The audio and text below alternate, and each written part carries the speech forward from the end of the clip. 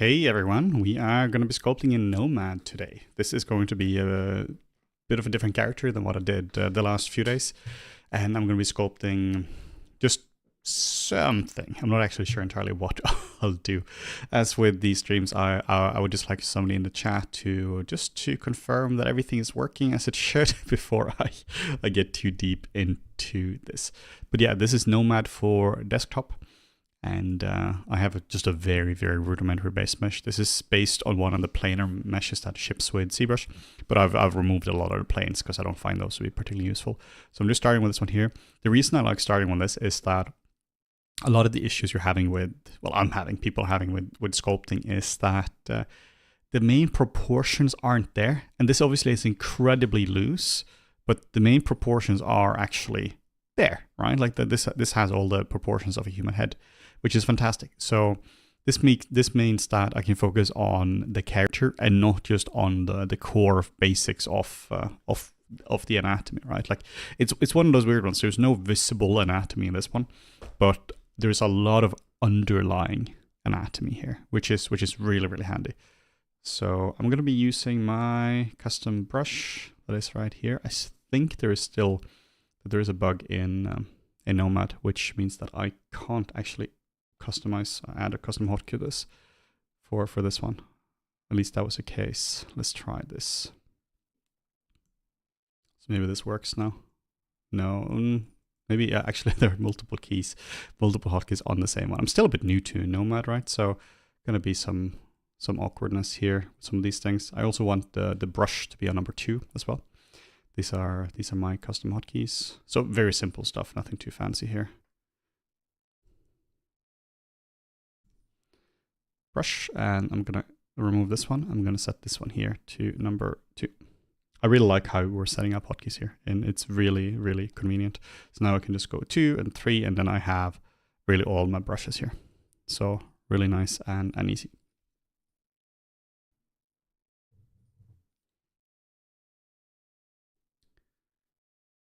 We also have a video coming out very soon on YouTube, which is going to be, it's my first reactions to Nomad, which is basically me sitting down and mostly on the iPad and just talking about what I think about Nomad. It's, I think it's going to be a nice one. It's going to be out in an hour and a half.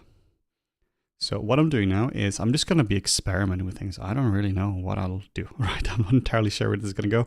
So I'll just have some fun with this one. I'll can actually work just in the full screen mode like so. I don't really need any interface for this whatsoever, which is quite handy. I really like that you can do this. This was actually just a hotkey I just randomly tried now, because controlling space is pretty much always a hotkey for this. So what I'm doing now is I'm just getting in some core anatomy. Like I said, a lot of the core anatomy is already solved because proportions are there, but there is no specific anatomy. But yeah, if you guys have any questions about really anything, just ask, and I'll get back to you on that.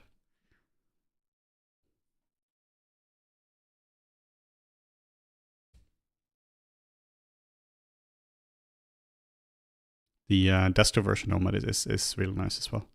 I talk about this in the video as well, but I don't think it's as good as the iPad, which is a bit of an interesting one because it's basically exactly the same. And I think it's because it's one of those that you compare to different things. On an iPad, I'm basically comparing it to almost like a hobbyist tool, and it's fantastic for that. When I'm looking at the desktop version now, I'm not comparing it to a hobbyist tool. Like there are very real established competitors in this space. Well, one real established competitor, right? ZBrush. So that's how I think about it, that in order for it to actually compete as a desktop, it needs a fair bit more work. The iPad version is absolutely brilliant. I'm also curious if there is something with the brush as well that's not exactly the same. I'm wondering if there is something that is more calibrated towards the Apple Pencil. Yeah, the hotkeys are much nicer. It's much nicer to use in the number keys because they aren't really used for anything. So what I have is number 1 is set to nothing at the moment. Number 2 is set to the brush 2, which is my custom brush. So this is what it looks like. The first brush here, the regular brush, looks like this. It's a bit too intense for me, so I don't really like that one. Number 3 is set to my custom clay brush, like so. Number 4 is set to move, and number 5 is crease. And that's what I set up there. S is also solo. Sorry, X is solo. But there's no other models here, so that there's nothing there. And then I've set S to be size, and then Z is intensity. So this means that it's nice and easy. Honestly, I don't know where I'll be taking this guy here. We'll just have to see. Often when I'm doing this, I'm just playing around with things. The disadvantage of using a model like this is that, like a base mesh like this, which is what I use for a Predator as well, is that it's it already has a lot of shape baked into it. So it's very easy to sculpt the same stuff over and over again. There is something with the stroke that I'm not really enjoying. I think it's the stabilization. So there is something about it that doesn't really work. It needs a little bit more refinement. It's pretty close, but it's something like when I get close and I'm trying to sculpt something, I just don't have the same level of control. So I'll see if this is the same thing for the smooth. Like, yeah, the lazy mouse for the smooth brush, I really don't like that. I thought this was how I disable that one, but maybe this not.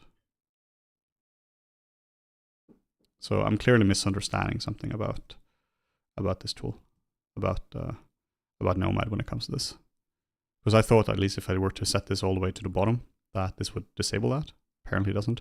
So yeah, there is something I'm misunderstanding about Nomad. Maybe this is the one actually, the lazy rope stabilizer that's doing that. This seems a little bit better. But yeah, the brushes are good, but I think they need just a little bit more refinement. And I really do think, I'm talking about this in the video as well, I really do think this is not actually down to the brush engine. I think this is down to the individual brushes that the brush engine itself seems fantastic, but I think it's down to the individual settings on the brushes. Like even just going from like this to, or rather from that to this, it's so much nicer to work with. I really find this one here to be too intense. It's not a bad brush at all. It's just a very, very intense brush. There's no subtlety in this whatsoever. So it's a cool brush. It's a bit more like a ballpoint pen, while the other one is more like a graphite pencil. So one isn't better. One is better for me, but it's not objectively better. Cool. I'm going to try to mess this up a little bit. Like just completely go for it and just see where we end up with this guy. Just trying to experiment with some stuff. This might turn into something horrible as well. Like there's no guarantee whatsoever this is going to look good. And that is just what it is. Because I'm just sketching here. I'm not really using references, which is a really fun way to work. But also the disadvantage there is that there's always a chance that the design ends up as complete garbage as well. Which is, you know, it is what it is that happens. There is something that's been annoying in the desktop version, that when I hit the S key now for resizing, is the X by default, that the center of this one goes towards like it moves. So cursor is here and it moves like 3 centimeters on the screen, which is just a bit annoying. I've also set a custom hotkey for the for symmetry as well.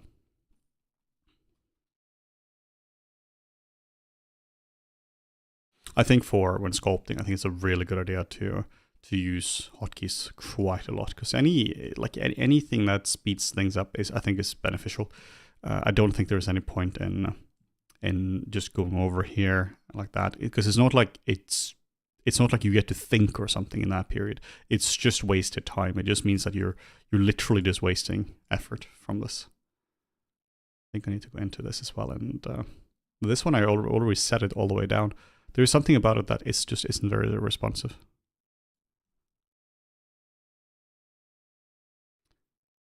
Because I've already disabled that. I've disabled most things on that. And there's still like this this tail that I can see on this one that makes it just a bit harder to get exact control over it. Yeah, maybe I just need to disable this entirely. But now the brush feels almost a bit too intense. Maybe I can just reduce the intensity and see if this is okay. It's like an in-between of these two.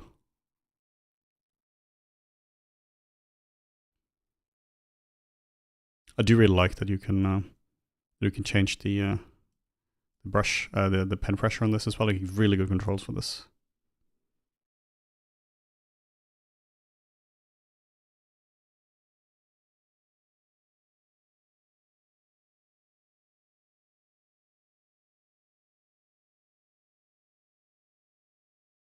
Maybe it just needs to be all the way down, because it's just really intense without this.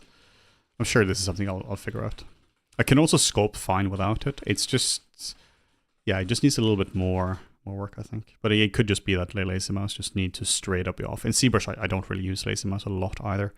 It's called like stroke stabilization here, but yeah, this is something that's going to definitely help a little bit, but for some brushes, but it's definitely not needed for all of them. I think this is actually nicer with the stroke stabilization disabled.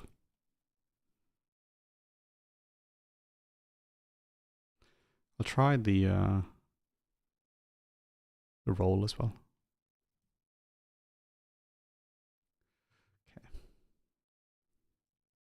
But if you guys have any cool tips about Nomad as well, I'm very much willing to, very much open to that. If there are any cool features I haven't explored yet, or if there is anything, any cool features that I it looks like I don't understand or I'm missing or something, just let me know. I would love to learn more about that. But yeah, like I said, I have a first impressions video of Nomad coming out on YouTube now in about an hour and a half. So looking forward to seeing how that's received.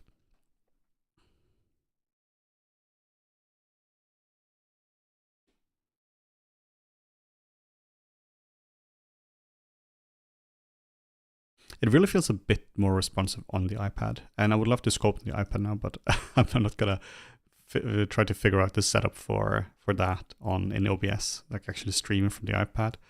That just sounds really painful. Because then I just have to move so many things around when it comes to my setup as well. My microphone's connected, all that kind of jazz. I'm not gonna I'm not gonna bother with that.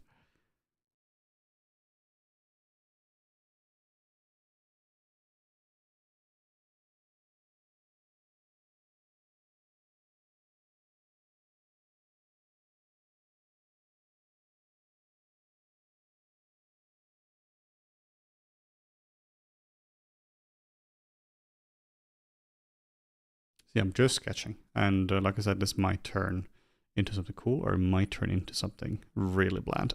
There's no way to know that at this point. The way I think about sculpting is, when you're learning sculpting, is that you should get to a level where no matter what, it turns into a competent sculpt. This means that the anatomy is there and there are at least some design principles in it. If it turns into an interesting sculpt, that's a bit of a different thing, right? You can look on any random street in the world and everyone there looks anatomical. They look perfectly anatomical, but they're not necessarily looking good, right? They might look just bland. They might not be interesting looking people, and that's the same thing here as well. So when I say that if this is going to turn into something good or not, hopefully it's going to still turn into a technically capable sculpt where it's not like the anatomy or proportions are completely broken. It might just be that it's just not a particularly interesting sculpt, and I'll accept that, right? If the character design just isn't interesting, because that's where I need my reference, because that's really difficult to do. Like characters, and particularly when sculpting like this, like freestyling things, it's just really difficult. But in the anatomy, it's all the same, right? Like anatomy is for 99.9% of all sculpts you do, at least if it's humanoid, is going to be fundamentally exactly the same. Which is why we really need to study that as well.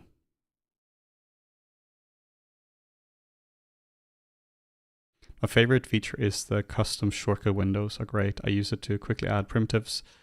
Menu navigation to add a sphere was breaking my flow. Cool. So you mean you actually have a custom hotkey to adding a specific primitive, like you hit the Q key for a cube or something. Am I understanding that right?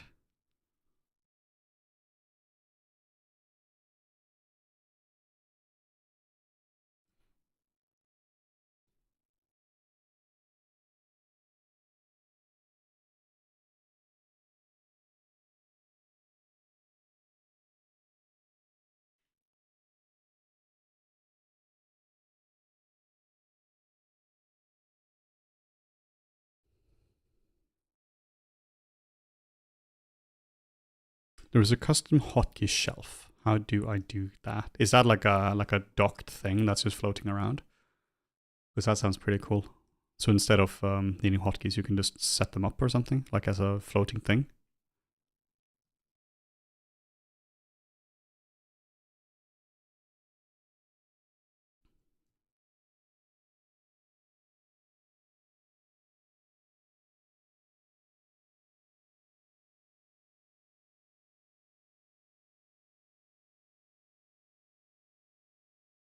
Yes, it's a floating palette. That's really cool. Interface menu, shortcuts tab. Is that this one here? Here we go. Cool. Oh, it's the one down here. Yeah, I have some of these ones here, but add a shortcuts window. Let's see here. Let's see here if I can add a cube to this.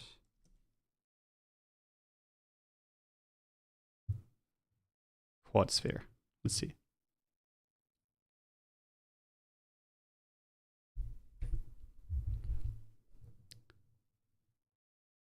So then the question is, where does this go?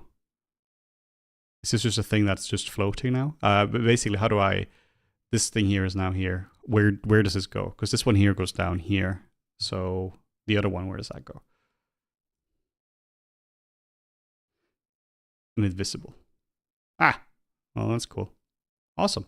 That's super handy. So I can add a quad sphere, and it's going to be probably inside the model somewhere. You can just hit the X key. That's really handy. Awesome. Thank you so much.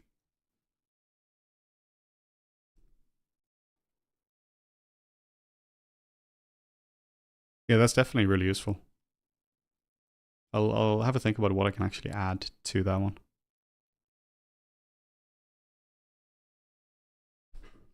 What do you guys have on the custom one?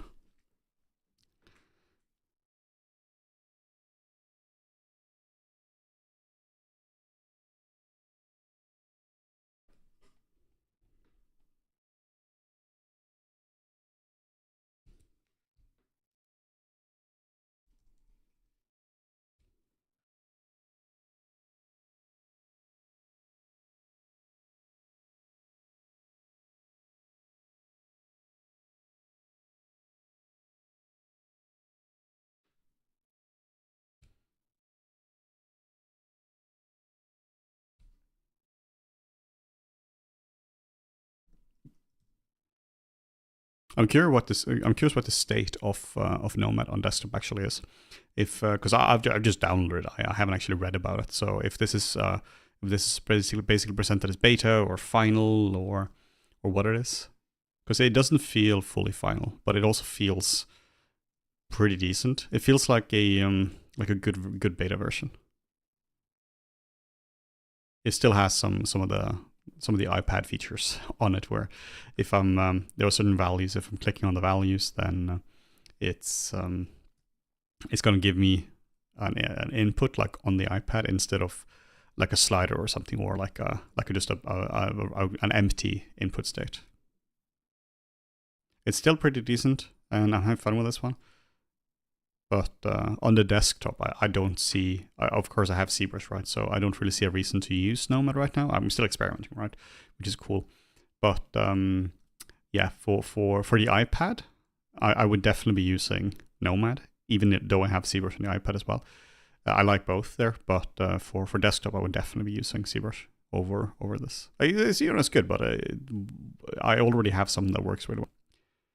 When is the Black Friday sale planned to end? That's next week. I think it's on Tuesday. I think it's Tuesday or Wednesday. I can't remember exactly. It's one of those.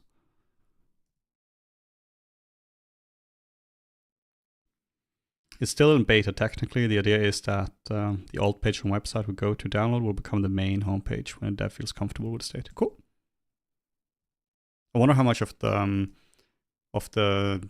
desktop version requires custom dev versus how much is improving Nomad as a whole, and then improving there. I reckon it's gonna, like, the core is a lot of the same, but then there's gonna be some desktop specific things as well. But it feels good on Cintiq, particularly, especially with touch, much better than ZBrush. Cool. I only have a pen tablet, so I don't have a Cintiq. And this is how I'm sculpting all my things. But yeah, ZBrush definitely feels better than this. Though I'm still having fun with this. It's still a really nice and neat software. But for me, the main advantage of something like this, or like Nomad, is that either it still straight up replaces ZBrush in terms of sculpting feel and everything, or that like I can use it on the go, like on the iPad, which is where it definitely shines. But also makes sense, right? That it has a lot more dev on that.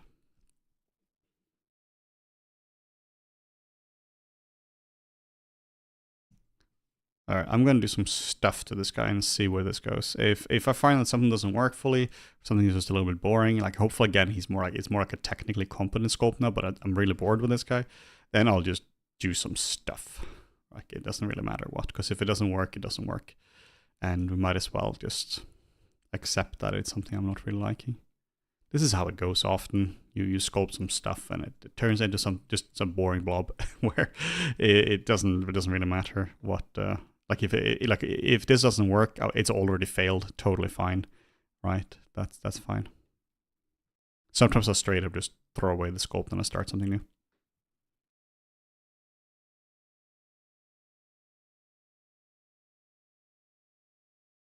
All right, that's what I'll do. I'm not liking this. That's fine. It is how it is. I'm going to be actually making a new scene here. I'm not going to be saving this one here.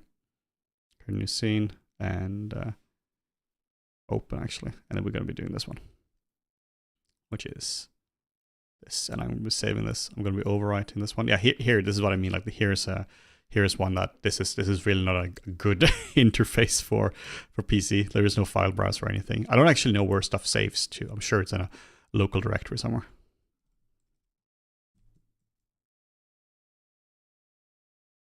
Like I'm sure I can figure it out, but this is something that definitely would have been quite useful if I knew where this was, because this is probably the only thing so far I've seen that's a little bit too ZBrushy, which, you know, it's not a good thing. It's a bit of an awkward one, but at the same time, I'm willing to forgive a lot because it's early days, right?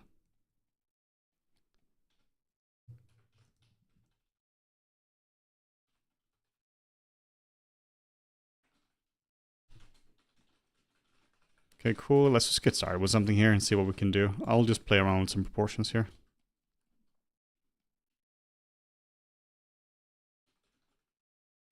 Yeah, this is the ZBrush head planes model. Just that I modified it a little bit to fit a bit better. Or to... We don't need planes for the back of the head because this is always a round thing. You're never going to simplify this into something like that.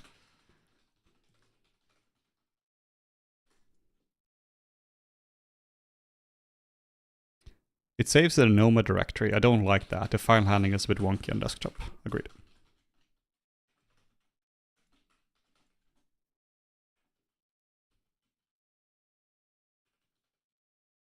Yeah, you can at least choose where you keep the Nomad home directory though. Yeah, like, you know, it's fine. It feels a little bit beta. I'm willing to forgive that. It's fine. If you turn off smooth chain, it gives more of a ZBrush feel. Yeah, I was doing that. Where is that again? I was... it's here, isn't it? Probably not here. It's in somewhere. There we go. Off. I think it was... Yeah, it was already off. Yeah, it was already off. I don't like this one. This is one of the things with Mudbox that back in the day. That Mudbox was smoothing the normals and ZBrush wasn't. It feels so much stronger.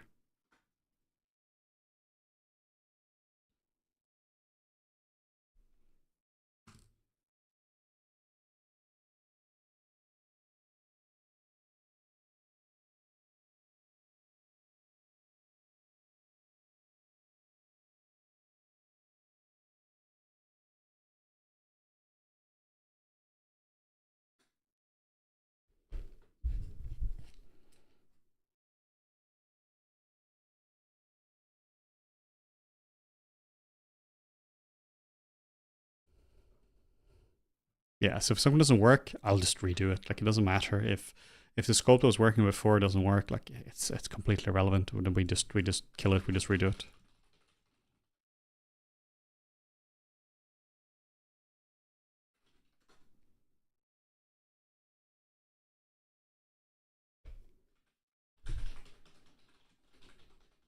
Some days are also just not sculpting days. Some days are garbage sculpting days. It's really interesting how that goes. How some days I just can't sculpt no matter what. This is like a half one of those. I'm sure I can sculpt fine if I were to warm up for a bit now, which is what I'm doing with this. But some days, yeah, some days are just not good.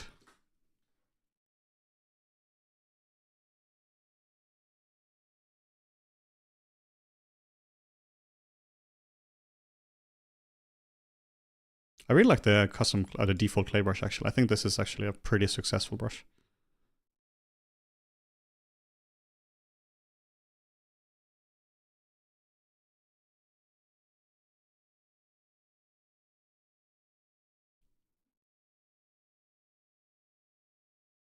when I'm sculpting like this, I'm basically combining all the stages into one, meaning that I'm doing design, anatomy, and silhouette, and clean shapes, and sculpting technique, and everything as one thing, which this is definitely a more advanced technique. This is not something I recommend doing if you're fresh to sculpting. There were just too many things to think about. If you're more fresh to sculpting, I highly recommend that you are methodical with your sculpting, meaning you do bone, muscle, fat, skin in that order. If you start to do everything the way I'm doing this now, then you're just gonna have a really hard time because there are just too many things to think about. So, keep it simple, work things up one structure at a time, one layer at a time, not actually layers, right? But like one anatomical layer at a time. So, but once you get into it and you've been doing this for a while, then you can do whatever you want to. Then you can really focus on the character design from basically the first stroke, which obviously speeds things up quite significantly as well, because it means you don't have to worry about the nasolabial fold, the structure of that, the zygomatic, all that. You just kind of sculpt what the final layer is like. But this is definitely more of an advanced technique as well. So this is something I think is really important. When you see people who's been sculpting for some time, when you see videos on YouTube or whatever like that, don't try to, and particularly if you're a fresh sculptor, don't try to emulate their sculpting technique, at least not right away, because they've just gone through things that they're simplifying down into, they're simplifying so many things down that you're not seeing. So they've already gone through the stages. They don't have to necessarily do anatomy, bone, muscle, fat, skin, really get in the specific shapes of the muscles, origin, insertion, all that. They might just do that in their head. They might just do that mentally, and then what you're seeing is just a final result, and now you're trying to copy that without actually understanding anything, any of the underlying things.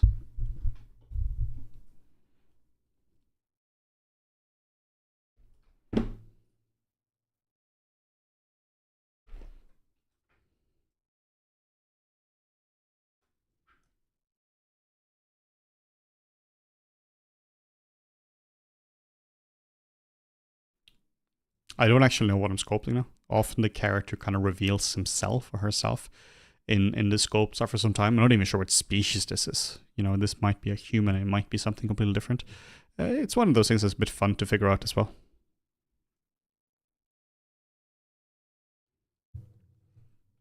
Yeah, it's really tempting to, when you're following tutorials, or it's easier for watching tutorials, to really try to follow with the instructor's speed. But the problem is that if you don't have their level of experience, it's really, really difficult to actually do the same thing as they're doing as well.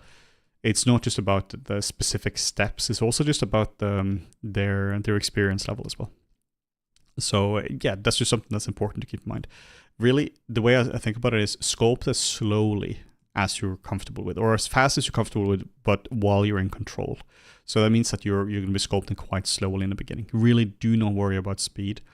A sculpt that's delayed but is methodically done is probably going to be good at some point. Well, a sculpt that's rushed ahead is going to be really fast, but it's going to be really crappy. So you just made something really crappy really fast. And what on earth is the point of that? There is no purpose to that whatsoever. So just take your time with things, refine all the shapes. Really think before you sculpt. That's one of my best pieces of advice. And I mean that quite literally. Like, before you put down a stroke, do the stroke, at least early on as an exercise. Do the stroke just mentally first, or maybe you can like go over like I'm doing here, where you like practice in a stroke before you actually do the stroke, because it just gives you a second to think through what you're doing instead of this like frantic sculpting like this, right, where you're just going crazy. Because that of course has some use cases as well, I'm sure, but not if you're a beginner to sculpting.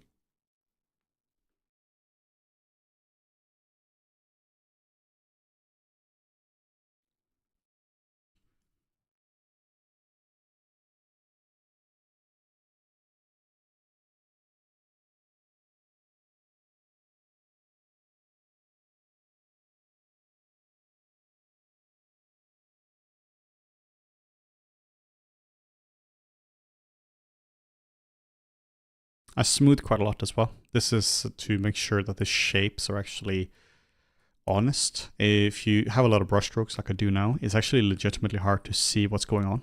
So I think it's a really good idea to smooth things out quite a lot.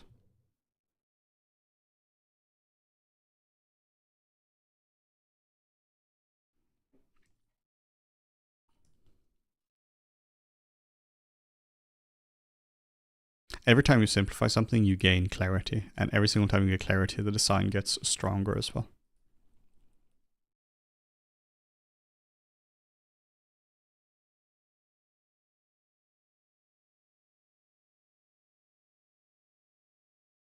I'm not at all concerned with the poly count we have at the moment. I'm just focused on the shapes. Trying to make this into something that might be interesting, might not be interesting. Let's see. Like I did with the first sculpt I did today in the stream, I am going to just play with proportions a bit. Just don't be afraid to play with proportions. Like worst case, you end up with something that doesn't work, and if it doesn't work, you can always revert it back, or you can just restart. That's also fine.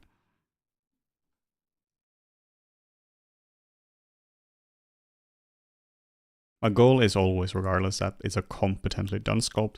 Even if the design might be boring, at least we can work with the, like at least the anatomy and such is solid. Because if that doesn't work, then nothing else is going to work. Because it's completely irrelevant if you have a cool design. If the foundation of the model doesn't work, then you just have some weird mannequin-looking thing that has some cool shapes onto it. The anatomy needs to work.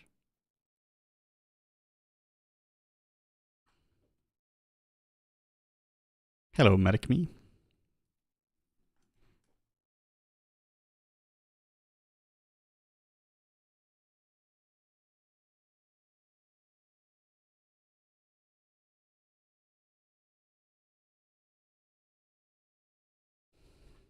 VT is saying 100% this. I felt it immediately before I really knew what I was doing.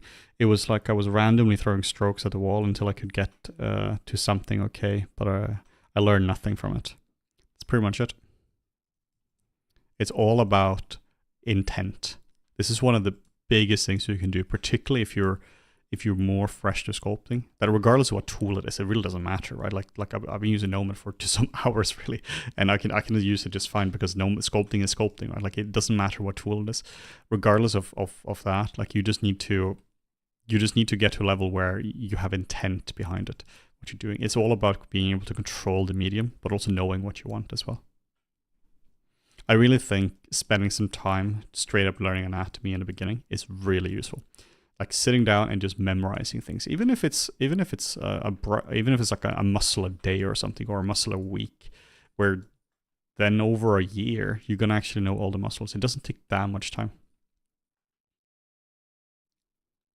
Just want to remind you guys of the FlipNormal's Black Friday sale as well. We have ongoing. Tons of cool products ongoing. We also have a lot of flip boxes. Not right now, we just finished them, but that's a really cool thing that we launched some months ago now. So yeah, we have tons of really cool products on sale. So yeah, check it out. Check out the website.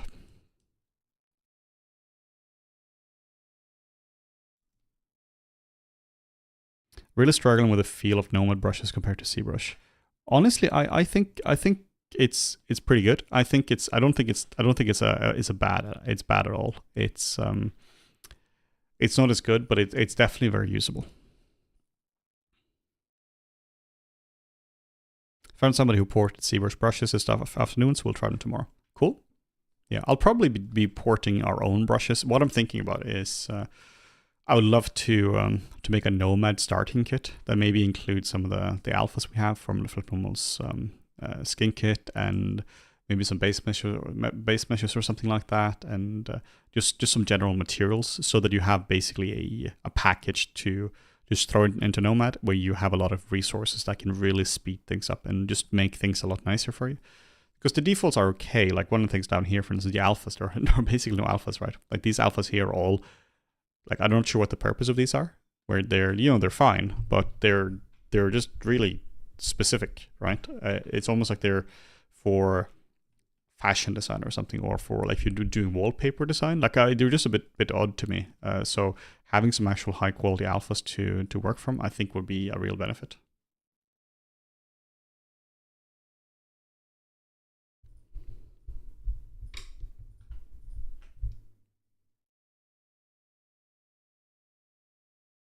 Yes, we have to see, like the first FlipNormal's video on YouTube goes live in about an hour, which is the first impressions of which I made yesterday. First impressions of Nomad. So that's gonna be quite cool to see the reaction to that. And then yeah, we'll just see how it goes. If we see that there's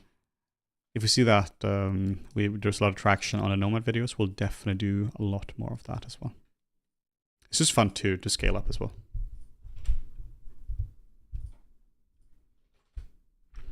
Yeah, I reckon also that like for like the reason that feels so good for on the iPad compared to desktop is that it's straight up calibrated to the Apple Pencil. Like the Wacom pens are definitely just as good as the Apple Pencil. Like I can't imagine there's a difference in quality there, but in terms of calibration, oh, absolutely.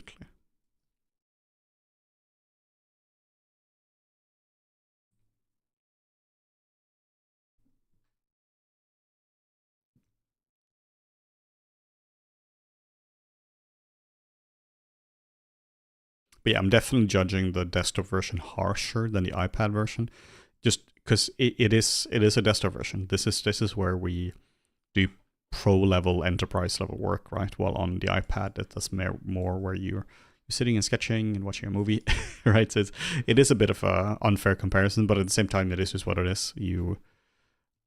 We do just compare desktop tools in a different way than we do to this, because it was also like you can work in a video game directly with ZBrush, or a movie, right, which is my background. You can work directly on a movie if you have ZBrush. Like any studio is just going to be using the same version of ZBrush as well. Like it's just straight up vanilla with some, I don't know, some script or something, probably not. And that's all good. You can export out disk maps, you can export out all sorts of stuff. It's just going to work pretty reliably. Well, I wouldn't trust Nomad with that at the moment. But if I'm concept sculpting, right? Like if I was still doing concept sculpting for film, I would be perfectly happy to do that in Nomad. Also because I can do that, on the go is a bit difficult to do on the go because of NDA. You really shouldn't be doing concept sculpting for the latest Marvel movie on the train because somebody takes a photo of that and suddenly the leak is really bad.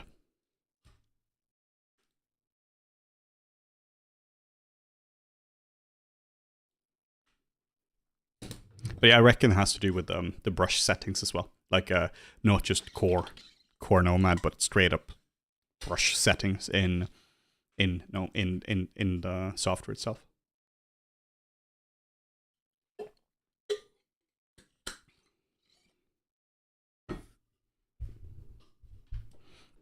But yeah, if we were to make a starting kit for Nomad, what would you guys like to see there? Because we have quite a lot of ZBrush brushes, and doing this kind of stuff is kind of my bread and butter. So this is something I'm pretty comfortable with in terms of making something. If there are any requests as well, so would love to see what if there are anything cool that we could do, turn into a bit of a product, just to really speed things up and make Nomad a real nice and an appealing software for you guys, even more appealing, I suppose. Yeah, definitely good for sketching and all that, then sending off to ZBrush for finalizing it. Yeah, that's how I would do it as well, for sure.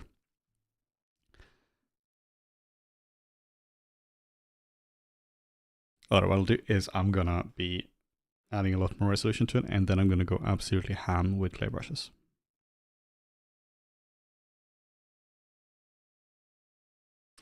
This helped a lot because I no longer need to cram a laptop and tablet on the dinner tray on the plane. Yeah, for sure. All right, cool. So let's try to go a bit ham with the clay brush. I'm going to try to make this feel a bit more sketchy. So I'm going to increase the intensity and just work a little bit more ruthlessly here and just going for it. Trying to make stuff a bit more plainer and just having some fun with this.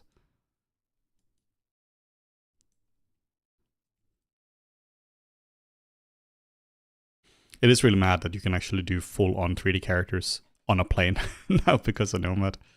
Or, ZBrush as well, of course. But it's really mad. Next time I'm flying, I'm probably going to be doing that.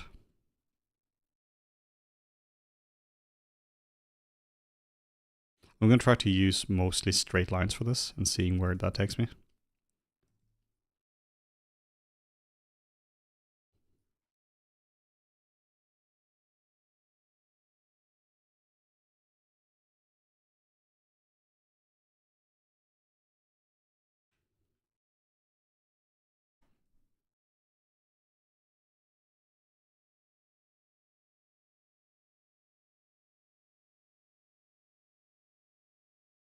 Just gonna make some nice confident strokes and see where this this goes. If it doesn't go anywhere, that's fine. Worst case, I just throw this in the trash.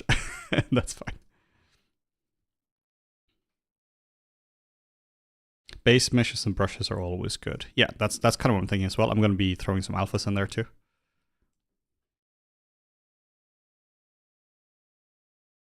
Nomad have something like zero measure? It does. I don't have it here though, but it has quarter measure, which isn't something like zero measure. It is literally zero measure, because zero measure isn't. It's not something that Pixologic or Maxon developed. It's a plugin that they acquired. That there's no way to know that because it's just integrated like a full feature.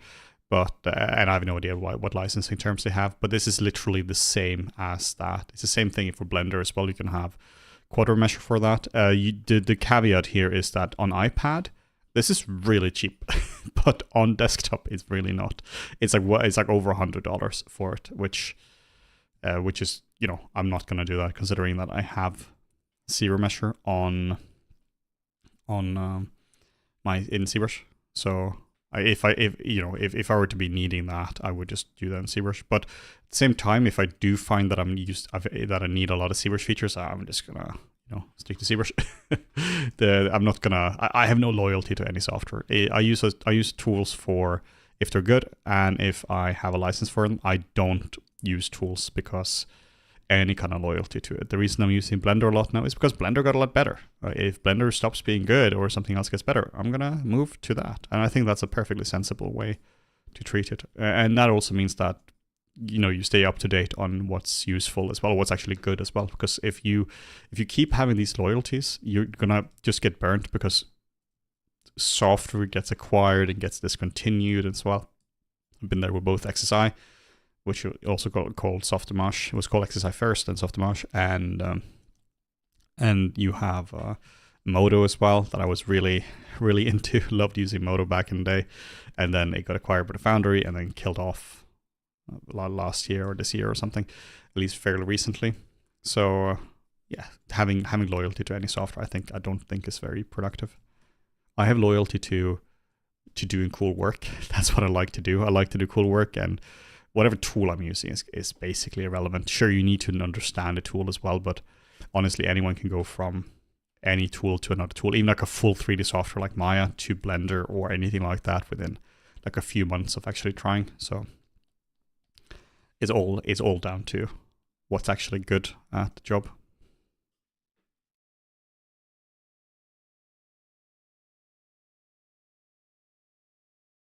Plane sculpting is the best because you have the added benefit of losing the pen nib down the seat.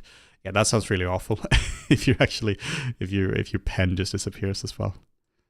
At least on the iPad, it seems to be somehow secured to the actual iPad, but definitely see your point. I haven't done that, so I haven't actually sculpted on planes before, so I'm probably going to be losing my pen at some point on an airplane.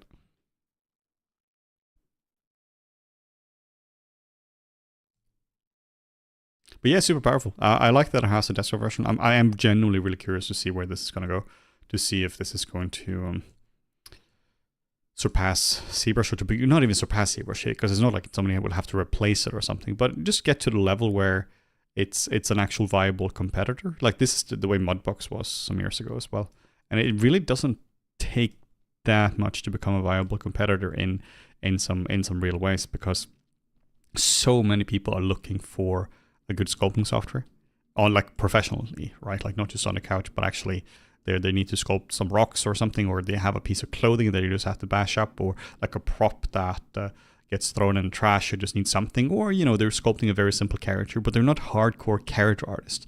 There's definitely a market for that, and currently these people they're pretty much forced to use ZBrush, right? And that's really annoying because ZBrush is weirdly annoying to use. It's weirdly difficult. It's one of those things that, like, obviously I know ZBrush pretty well at this point, but every single time I have to learn something new in ZBrush, it's just painful. It's painful because, like, specifically it's painful because you have to memorize how something works. While in something like Nomad here, you want to save, click on a folder icon, hit save, right? I should probably do that as well. And easy peasy, right? Like stuff just kind of makes sense. There are always some stuff that requires memorization, but bad UX for me is always where it's where you have to memorize how something works instead of intuitively understanding how something works.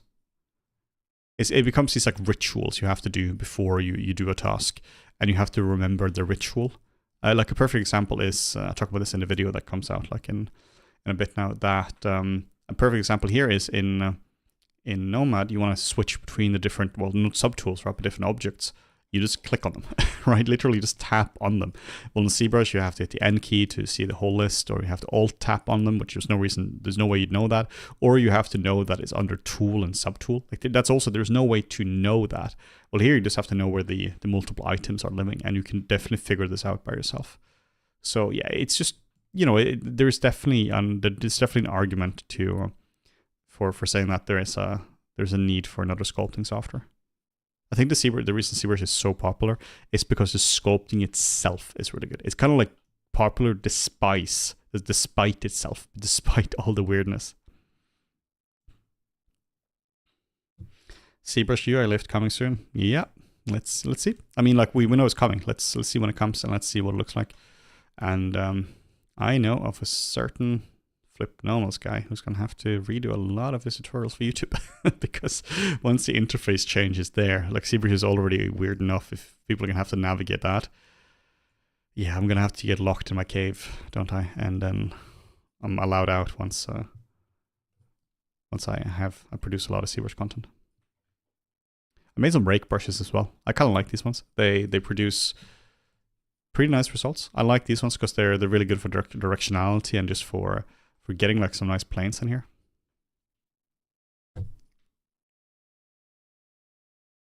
Hello, question. Does Nomad handle subdivision levels sculpting well, unlike Blender Multi-Res? Yeah, as far as I can tell, it does. I haven't had any issues with Multi-Res or with the subdivisions. You can find them just down here. At least I think it's down here. It's down here for me. I might have customized this myself, but if not, it should be up here. There we go. And I haven't experienced any weirdness. This is one of the things I really don't like about sculpting Blender. With the multi-res, it just isn't very good. Of course, also no layers as well. Honestly, for me, there is no reason to sculpt in Blender, because particularly if you have Nomad on desktop as well, the price of Nomad is like cheaper than a Blender plugin as well. So I would have just been sticking with this. It's really far ahead of sculpting in Blender. Like sculpting in Blender is quite neglected. There was years ago, right? You had Pablo who was doing his magic with sculpting Blender, but it's been very neglected. So, and I don't see any operations or any kind of plans to change that, which is fine. Like sculpting is also like a very specialized thing. I think that should just be left to more specialized tools. It's the same thing with texture painting. Why would Blender be good at texture painting? Just leave that to specialized tools like Painter, because you're just going to be spending so much time getting to the level Painter was at 10 years ago. So the same thing with sculpting as well. You're just going to be spending so much time getting to a level ZBrush was like in like 2004, right? Like, I would probably spend resources on other things that are more needed. I always think about the input-output. What is the basically bang for your buck? What does it take to improve sculpting? Probably quite a lot. I would probably spend that effort, particularly in Blender, trying to improve the software itself, like interoperability between software, standardizing file formats, standardizing the UX, basically making sure the core is rock solid, not just in terms of code, but in terms of UX as well, and then expanding from there. But we'll have to see where they end up with that. Put tutorials in the bag, effing man. I suppose that's for the brush kit, the kit I was talking about. I'm not sure what that refers to. Can't wait to relearn ZBrush after decades of using it. Yep, that's always a fun thing, right? That's one of the reasons I like ZBrush is I have conflicting thoughts about ZBrush, because every single time they add a new feature, it feels like I have to learn that feature. Well, if they add a new software adds a feature, it feels like I can kind of figure that out by myself. I can pretty much figure out what we can do. Now you were saying you have to do all the tutorials again. Ah, yes. Yeah, that's gonna be it's gonna be fun. All good, all good.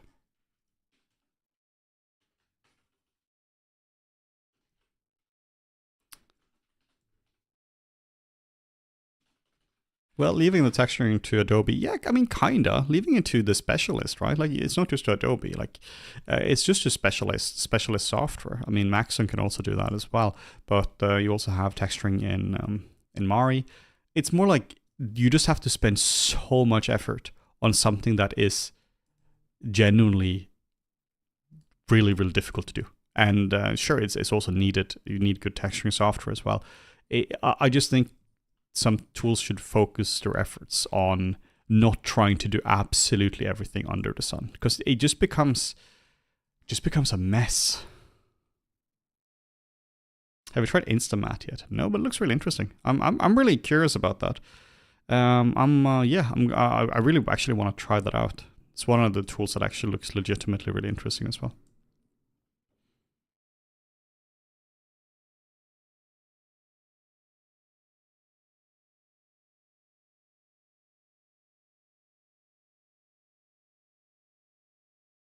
I really love Blender, but the sculpting workflow is hampered for me with parts outside of sculpting. It's less tablet friendly, so I have to break flow to a mouse. There's an add-on that helps. Yeah, that's usually how it goes, right? There's always an add-on for something, which is also annoying, right? Like, you end up with so many add-ons, it becomes just really messy. I made a whole course in Blender, like sculpting in Blender. I've done my time there, but it's it's perfectly competent in many ways, and you can definitely do a lot of cool things there as well.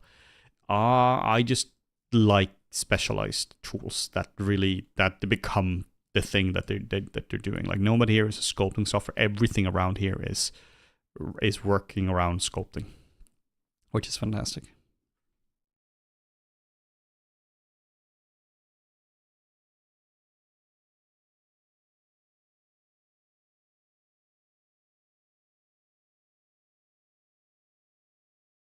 If Blender is so cool, why does it need an add-on to fix every possible aspect of it? I mean, yeah, fair point. It's you do need a lot of add-ons, don't you? Blender without add-ons is a little painful. It's still a perfectly capable software, right? But uh, you just need a lot of it. Like, for instance, Maya doesn't really need add-ons, and you don't really need a lot of that. Sure, Autodesk have already bought a lot of them, right, and integrating them into it. But for instance, UV mapping and topology, you can do that extremely well in Maya. Like, even if you were to add all the coolest add-ons in Blender, I still don't think it's to the level of Maya, UV, and retopology. Maybe in some scenarios, but a lot of them really aren't. Like, it's just battle tested, and I'm not a Maya fan, but it's just a tool, right?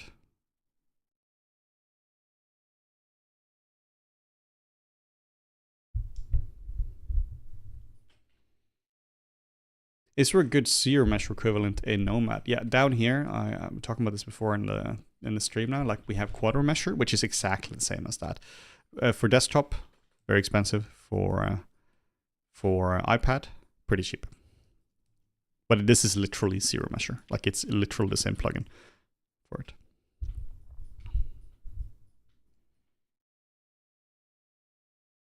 Here's a question. Full character creature will be next. I want to ask what tips you can give.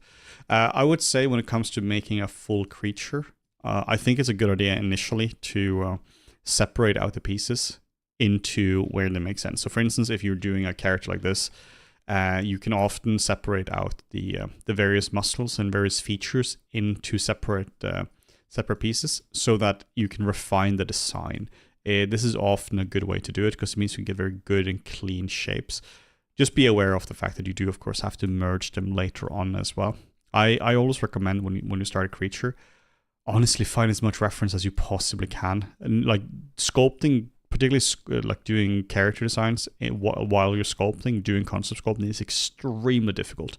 So find as much reference as you can. Ideally, it's a pre-made, like, it's a concept that already exists, and if it's not, then try to find the animal that's the closest to it, right?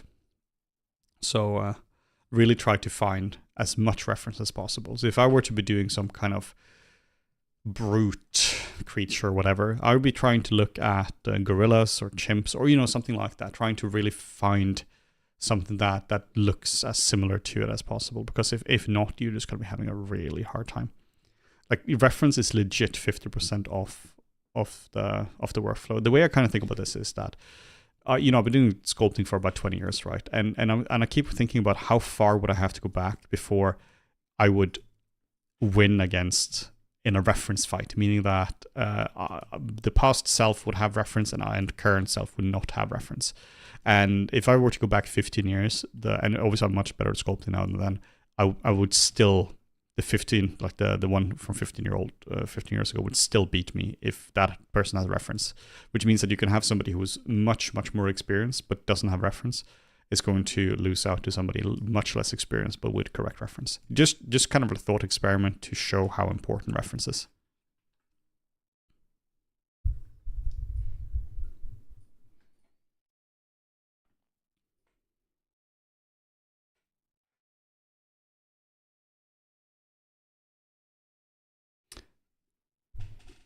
Yes, my father works in the UI UX field in Infinity Ward, and I've gotten into 3D a year and a half ago and gotten better.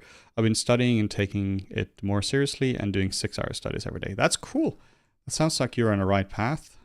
I'm honestly just sculpt a lot. Just have fun and just sculpt a lot as well. That's really what it's all about, particularly when you're starting out. I think it's really, really, really important to just have fun. I always keep thinking about the fact that it's really hard to compete against somebody who's having fun. So if you find something that you enjoy, you're just so far ahead of everyone else. If somebody else is studying, but you're studying in school and they're doing it because, I don't know, they feel they had to, that person is never going to beat somebody who's loving what they're doing, right? It's just it's so hard to compete with somebody who's loving what they're actually studying.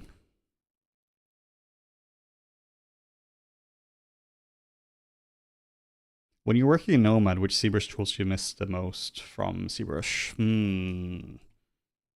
It's a good question. I miss the feel of the brushes. It's one of those that's more intangible, but the feel is just better. It is just stronger in ZBrush than it is in Nomad, particularly for desktop. It's a bit different on the iPad, but definitely. I missed Quadro Mesher, right? I miss Zero Mesher, which I could buy it, but man, $100 for a single feature. It's a lot of money for something that I can just alt tab to ZBrush to get right. One thing I miss in ZBrush is maybe I'll just play with this. I'll add a horn to it. I miss this. I miss Tube Tool. Wonder what this is. I haven't seen this before actually. Is that an eye? I just saw a head and I was like, I want to click this. It looks like there's an actual... oh, cool. There's a head mesh. I'm not sure why that's a primitive, but cool.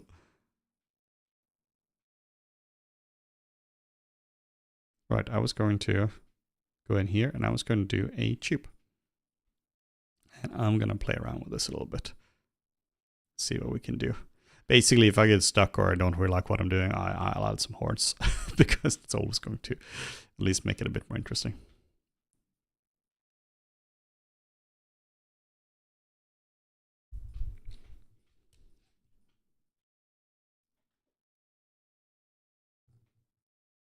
Yeah, and you've been a huge inspo for me and helped me get good, as my father likes to say. I'm about to be 21 and I don't know. I feel worried about I love creating, making something mine. Yeah, that's cool, man. Thanks a lot for that. I would just say just have fun with it. Like just go for it. Everyone is worried about everything right now these days when it comes to career and the future of everything. Everything is a bit precarious these days. I would just say genuinely just have fun with what you're doing.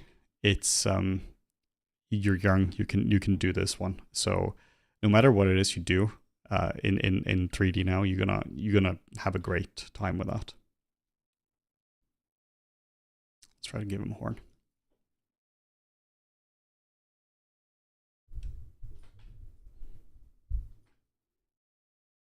I'm gonna head to Nomad as well, but I want to get to a point where I even surpass some of my inspirations. That's cool. One of the coolest things that can possibly happen is when your heroes becomes your rivals.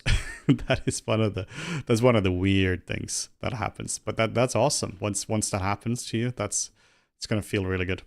Nomad is cool. Nomad is also very, very, very expensive. I would always very much just double check all the payment terms, check the interest rates, check all that, because it's really easy to get caught up in how fancy something is instead of thinking about the actual like of course if somebody pays for that for you, awesome. But if you're left with having to pay for that yourself, just double check that stuff.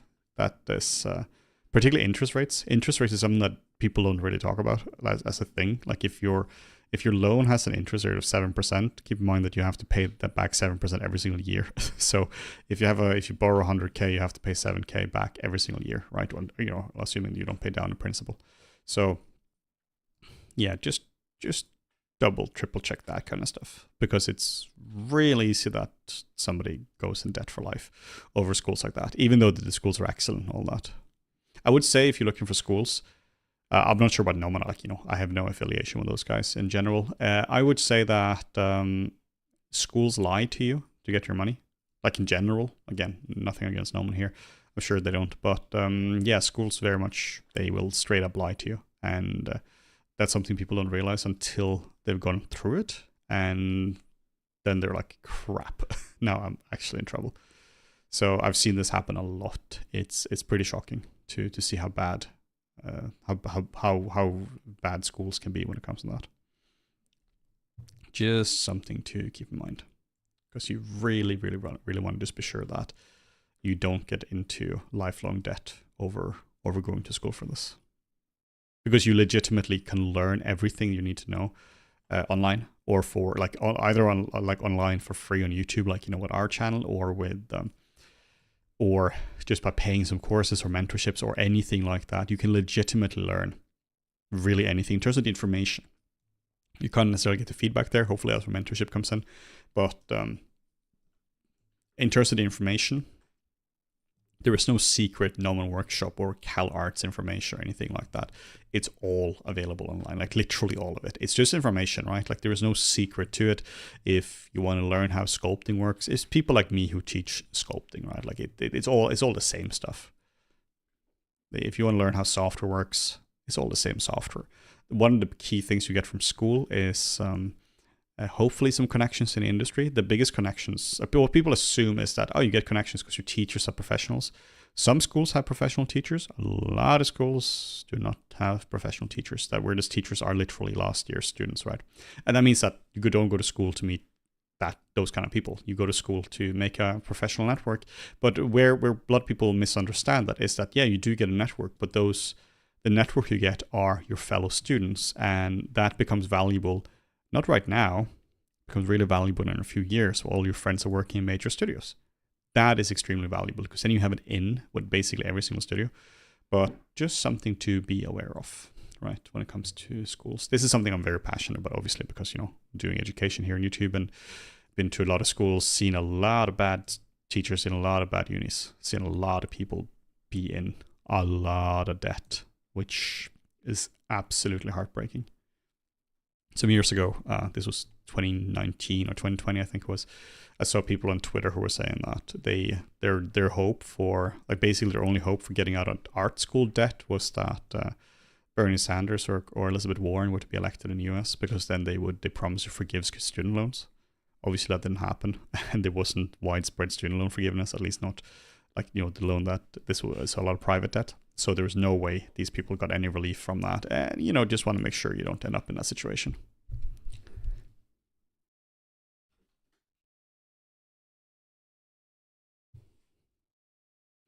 Does Nomad have any sort of hard surface modeling tools like C-Model or creasing and so on? As far as I know, no. I haven't found any polygonal modeling tools, at least. So, but also I'm not a hard surface modeler, so I haven't looked too far. But there is definitely no C-modeler like that. There could be some additional creasing tools. I've seen people do some hard surface work in it, but that seems to be more just sculpting. But people in the chat here can of course correct me if I'm wrong in that area. But it really seems to be more of an organic sculpting tool, right, than a hard surface one.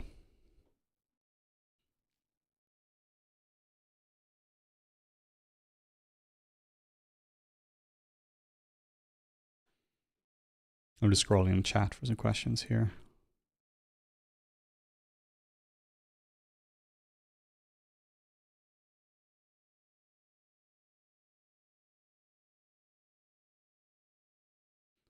Looks like you really learned a lot from the sculpting flipbox. That's really cool. It's really cool to hear that. That's kind of the goal of it, right? Like it is to provide, like genuinely one of my goals is to provide high quality education to people who don't have access to the universities. And honestly, universities aren't very good for character art because most people who teach at unis aren't particularly strong in character art. So when I've been going to different unis to teach character art, often that's their first time that they actually have any kind of character art teacher who's somebody who knows more than just, being one lesson ahead, but actually somebody who intuitively understands character art. And that always sucks. It always sucks when somebody has gone through 3 years of school and literally not have had a good sculpting lesson. And the sculpting lesson from a generalist teacher doesn't count. You need a specialist to go in and talk about that.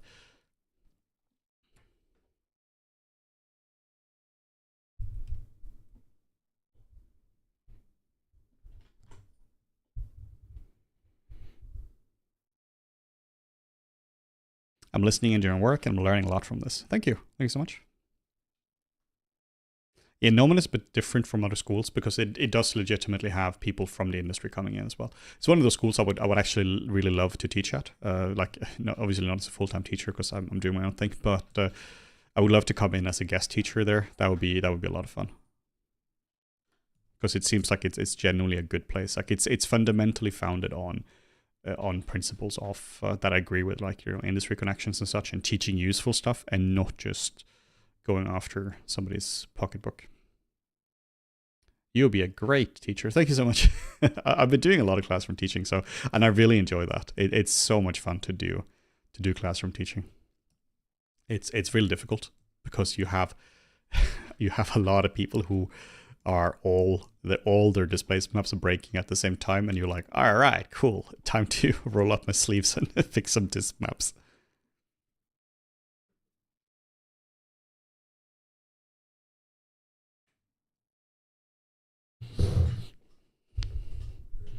I got to Flipbox and I'm really enjoying Intro to Anatomy. I've gotten into sculpting in the past and I still think it's the best 3 course I've ever done. Awesome. Let me show you Intro to Anatomy, or other people Intro to Anatomy. So this is a course I made, let's see, it's not this one, it might be here soon. It's a course I made some years ago, focusing on, 2 years ago I think, just focusing on anatomy. Basically, the issue I'm trying to solve, I'll send a link to this one in the chat. The issue I'm trying to solve with Intro to Anatomy is that when people are studying anatomy, they do one of two things. They either go too general or they go too specific. Too general means that they're going in and being like, all right, rectus abdominis, extensor carpi radialis brevis, extensor carpi radialis longus, and they just go insane when it comes to all this kind of stuff, right? Like I do cover where it's useful, like you should know some of this stuff, but so much of it is just way too specific. Like you go in and you're like, all right, first anatomy lesson. This is the clavicular section of the pectoralis major. This is the sternal section of the pectoralis major. And you go, all right, that's cool. What are muscles? And in my course, I go into focusing on the rhythm of things, focusing on the fundamentals of things, and really focusing on, here's my hand, by the way, in the sun, and really focusing on fundamental stuff you can actually use every single day you're sculpting, really getting into this kind of stuff. So this is a course I made. Basically, all the courses I make are for my past self because I find that to be a really good way to see if this is a useful course or not. It's really tricky with courses because you have to pretty much, you have to spend a lot of time, you have to invest a lot of time into the course. And if it doesn't sell, then obviously you waste a lot of your time on that and you could spend on something else. So one of the ways I figure out if the course is useful is, would this be useful for myself like 5-10 years ago or 3-4 years ago, depending on what it is I'm learning? And for anatomy, absolutely. When I learned anatomy, I was taking a course and the instructor goes, all right, cool. This is the highly specific part of the hip. And that's insane because at that point you don't even know what anatomy is like. The way I explain anatomy, for instance, is that you have 4 sections of 4 pieces. You have quick lesson here actually, and we have bones that determine proportion, determine basically most things. If you don't get the bones right, nothing else matters. Then we have muscles that attach to the bones, which is also not something that's taught, right? That the muscles generally attach to bones. That's how they work. And then you have fat on top of that. Then you have skin. And if you understand this structure of things, then you can sculpt anything. And then a lot of it is down to the details. I also work with lifting terminology, like gym bro terminology for things. I'm like, yeah, man, you got to sculpt the traps. I'm like, all right, cool. Yeah, the traps. That's good. Got to sculpt the lats. All right, cool. Sculpting the lats. Because you're honestly going in, oh, it's a trapezius or it's latissimus dorsi. No one is going to go, did you mean the lats or did you mean something else? Like people don't, there is only one lats, right? Like you have two of them, but there is only one muscle group called lats. We only have the traps. That if saying trapezius does not make it more specific, it just makes it more difficult to learn. And every single person who knows anatomy and who knows that it's called trapezius will understand what you mean if you say the word traps. Same with lats, same with delts. No one is going to be confused if you say, hey, can you round the delts off a little bit, right? Keep this stuff simple. Because my God, anatomy is difficult to learn. It's difficult to learn because for one, it's just a lot of information, and it's difficult because there's a lot of stuff you have to understand as well. That's why what I always say when it comes to anatomy is a motion system. That is all anatomy really is. It's a system, it's a mechanical system for moving things, and that's why a lion has different muscles than a human and has different muscles from a mouse, because they need to move in a different way. Move different weight around as well. And if you were to think about that in a more fundamental way, well, if you need to be really fast, let's say you're designing an animal and you have like your design specs beforehand, right? So your client comes in, hey, I need an animal that's supposed to be really, really good at hiding and quite agile as well, and is really good at stealing mouse or stealing cheese. All right, cool. Then you got to design a mouse, right? You got to design a rat. And if you're like, all right, cool, I want this one, but I want like version 2 of this one. And it's a mouse that's really good at climbing trees. Now you have a squirrel. You have to think about these things. Or you have to think about that this is an animal that's, it needs to be able, it has predators and it needs to be able to survive in the savannah and in Africa. Well, now you have a rhino, right? Good luck taking down a rhino. So it's all a motion system. That's all it is. It's all a motion system. And if you understand that stuff, that anatomy is just a motion system, well, then you can treat it as such. Because if you think about anatomy as, oh, okay, I have to memorize 400 muscles and 206 bones and everything. All right, now you're missing the forest for the trees. You're focusing on individual things instead of how everything connects together, which is so important. Anatomy is not a series of muscles and bones. Anatomy is people, it's animals. You need to make sure that everything works beautifully together instead of just as individual things. This is one of the biggest mistakes people do when they're learning anatomy, where they actually often get worse at sculpting after they know anatomy, because it means that everything becomes so mechanical. Everything goes from being a head like this, right? Like that everything kind of works together, to like, all right, cool, now we're going to separate out the different pieces and different muscles and different fat pads. So everything becomes really structured. But if we were to look at the real world, in most cases, in really 90% of all cases, you can't see individual muscles. You can't see individual bones. You can see what the person looks like, and it's really important to just get that right before we get too technical about it.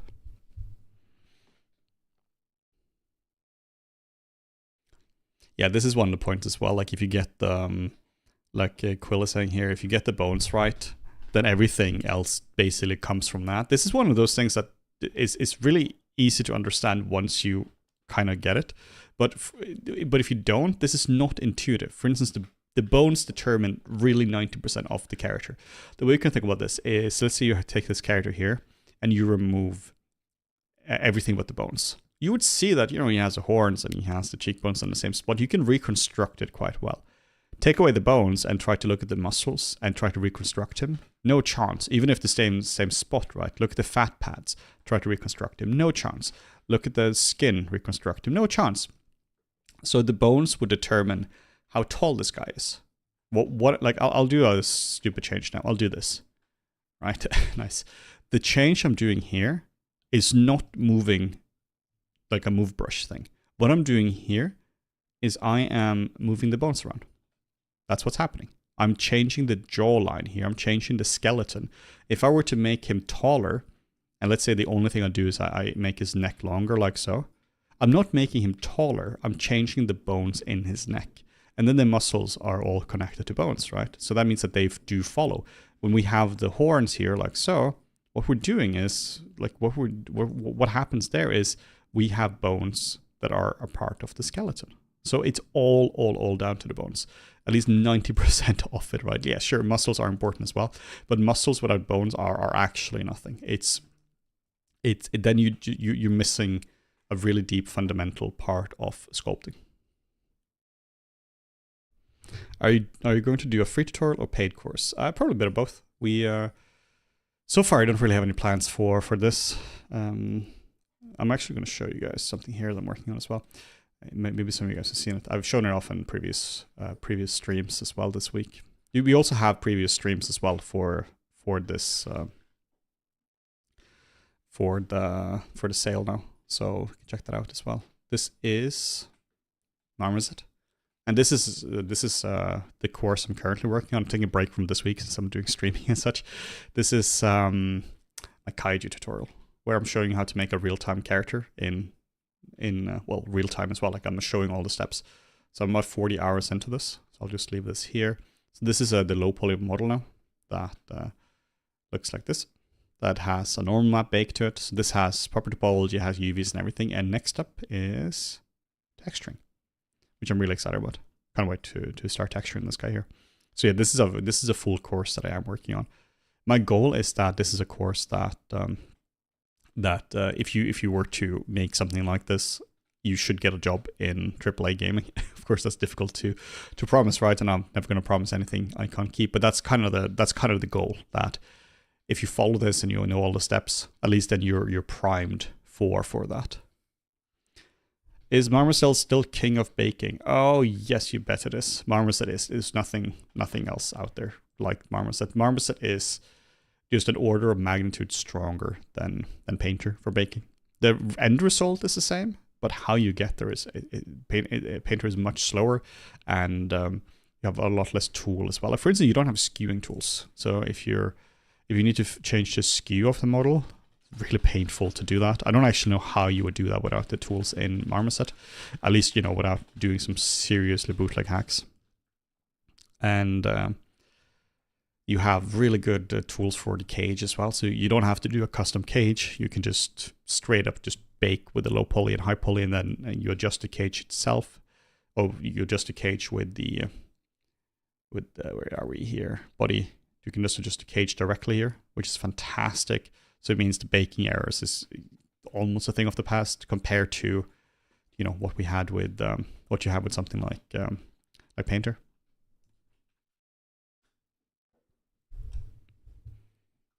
The only reason I use ZBrush is that I have an older version that has most of everything I need to retopo to get a certain sculpting. Yeah, like if you have a perpetual license, I still use that, like 2022. 2022 is perfectly good. Like I don't really see any reason to upgrade, to be honest. The one reason you would have to upgrade, which is a really annoying one, is that it's not backwards compatible, which means that if somebody sends you a file min 2025, you cannot get that file. You can't update. You can't open that file.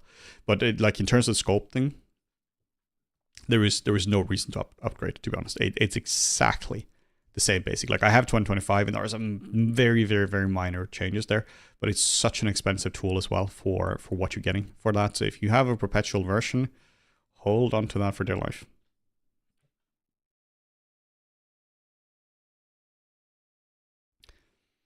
Do you have a Discord? Yeah, we do. Let's see if we can find that one here. I'll open that, and I'll send a link to that. Yeah, I think it's just really expensive for what you're getting with this. So with ZBrush, I think it's a fantastic piece of software, but honestly, it's just really, really, really expensive for what you're getting compared to, if you don't have to. It's considering if you have a perpetual version, which you literally can do the same thing. That's not an inferior version anyway. So here is the Discord link to that, so you can join that one. It's quite a nice server. It's quite a large one, but I think there's a really nice community on the Discord.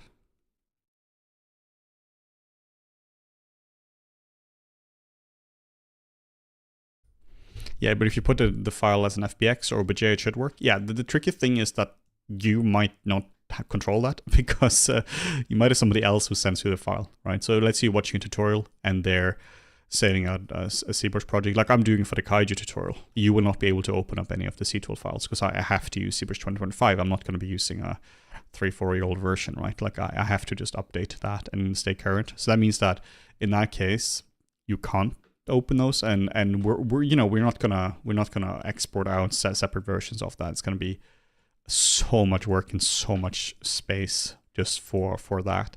So it is one of those cases that eventually you reach a point where people just have to kind of upgrade, right? Which is it's a bit of a weird one, because I don't actually think this is the reason it's not backwards compatible, because ZBrush has always been like this, and ZBrush used to have free upgrades.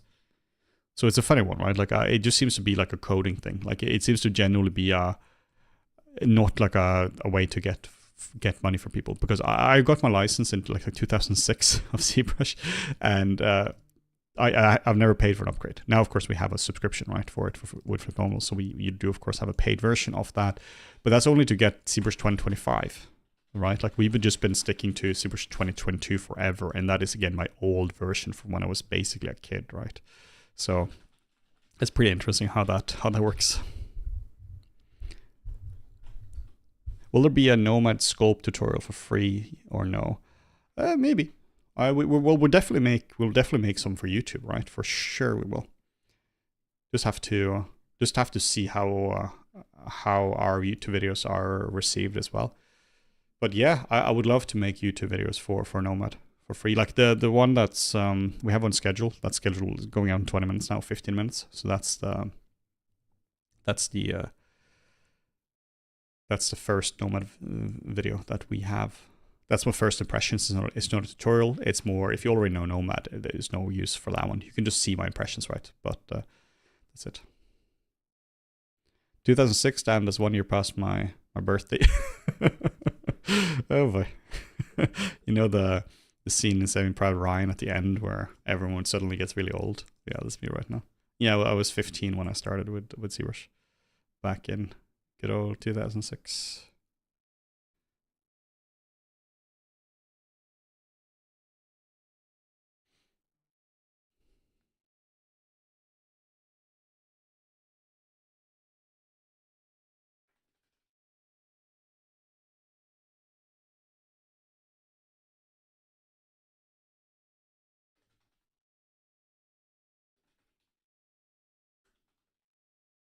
How good is Nomad for surface level details pores? How far can you get polygon wise?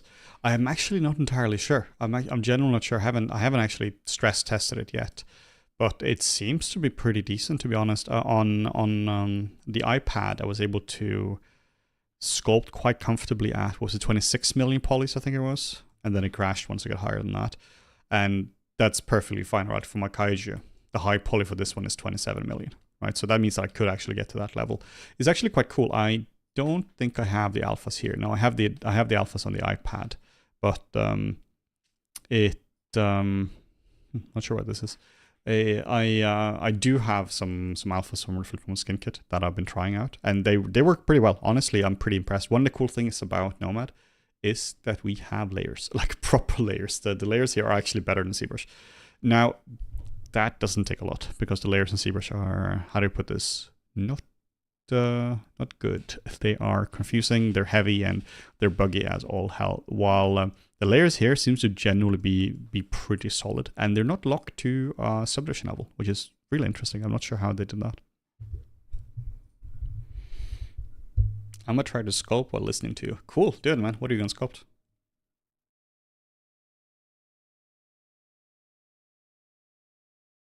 I've been a traditional sculptor for years, and your tutorials have been super helpful in going into digital. Do you stretch out to make full figures, or do you add multiple spheres?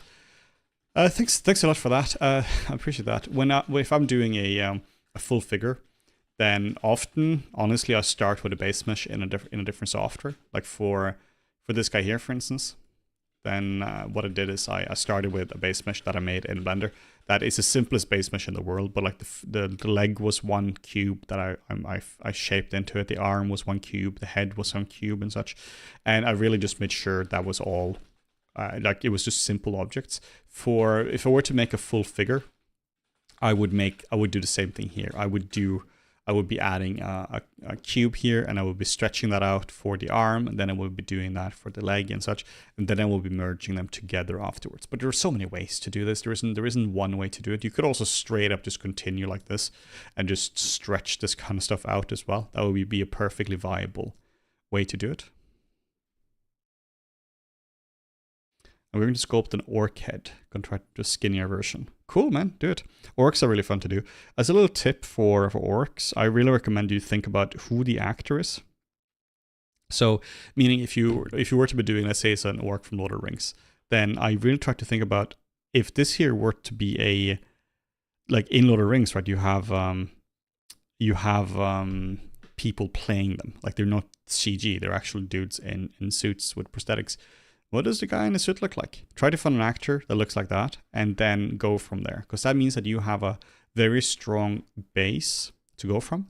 And then you can start to character design him on top, right? You basically design the prosthetic makeup. You don't have to do it like that, but that's like a fairly decent way to make something feel natural. At the end of the day, it's really important that stuff feels natural when it comes to the sculpt. So I really recommend you doing something like that.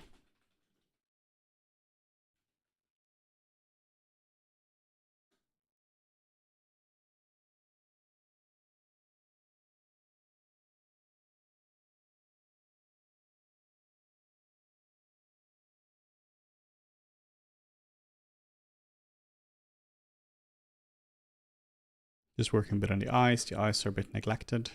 What I often do is I straight up add a sphere to this as well. So we'll hide our guy and then we'll move our guy out here.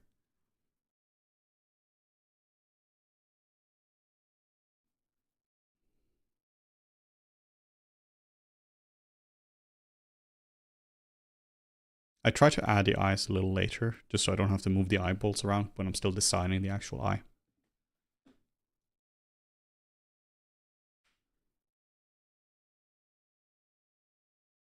Mirror and validate. There we go. And then we can start to move this around. It's really important that you get in the eyeballs, because if you don't, then you're going to be just sculpting something silly that doesn't actually work. It's really important that this actually fits around an eyeball.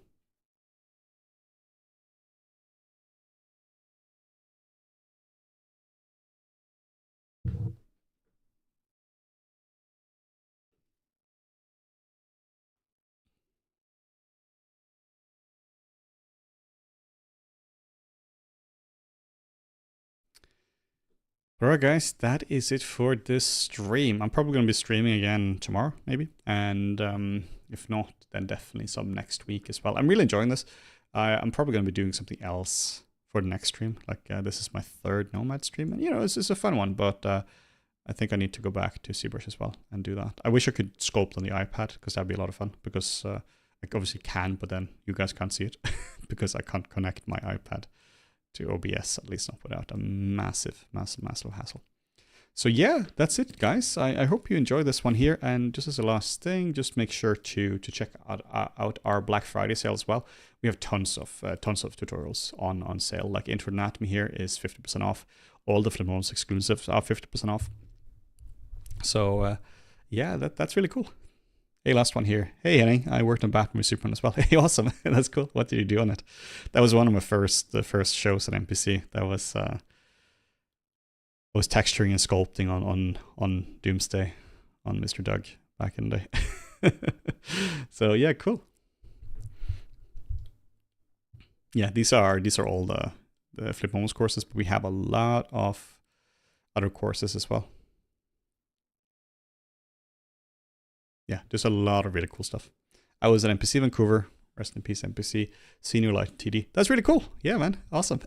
All right, guys. Speak later. I hope you guys have a good day.